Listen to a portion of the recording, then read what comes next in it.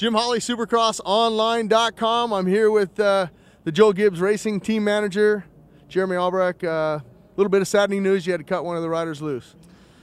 Yeah, actually on Monday, we had a meeting and decided that we were going to part ways, and it wasn't working for him, obviously, and for sure it wasn't working for us. So, it was a bummer because I was the one that hired him and believed in him, and he basically wanted to come here to do better with his career, and it didn't really work out that way. So it's a bummer for both of us, and I hope he can go out there and figure something out. And even if he came back and did well, everyone says he can come back and prove me wrong, but that's not proving me wrong. That's proving me what I thought all along. So that he had the talent. Yeah, the talent is why I hired him in the first place. So whatever it's going to take for him to get motivated to come back and ride the way, from what I just heard some of his interviews and stuff, but.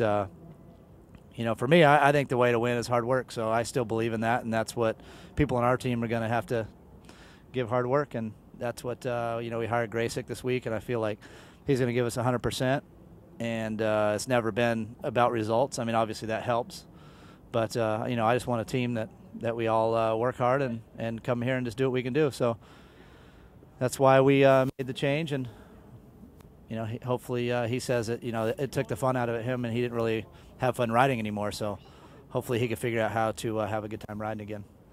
Well, it's like I always say, we're talking about Josh Hansen getting cut loose, but it makes it a little bit easier when you're not putting that bike in the main event. In the last couple races, he was unable to do that. Yeah, I mean, we couldn't really figure out what the problem was. He doesn't know. Obviously, he wasn't doing it on purpose. Things were happening, and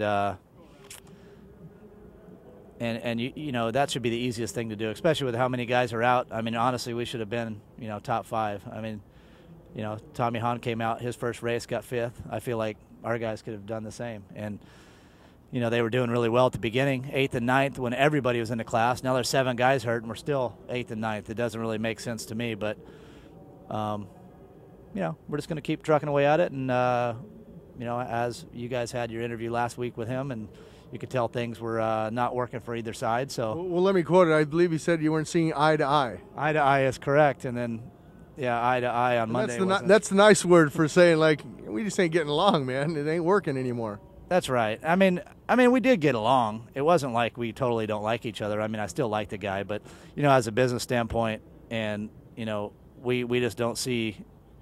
We want to do things different. He wants to do it different, and we want to do it different than how he wants to do it. So that's why we decided to do it the way we're doing it, and part ways, and get. You guys are signing the checks, so you got to do it the way the boss says to do it.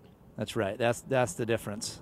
I mean, it's a big thing because in our sport, people don't do this. I mean, you sign a contract, and they could totally hate each other, and not even give you a bike to ride during the week, and come to the races and fake like everything's great, but. I mean, for all of us, I don't feel like it's fake. I mean, I've always been pretty honest in all my interviews, and I feel like when I say something, I want to believe what I'm saying. I don't want to just say everything's great when it's not. So pretty much you guys will know when I'm happy and when I'm not happy, and that's all that I mean, that's the truth. That's what people respect me for, is to tell the truth. So I'm gonna do that.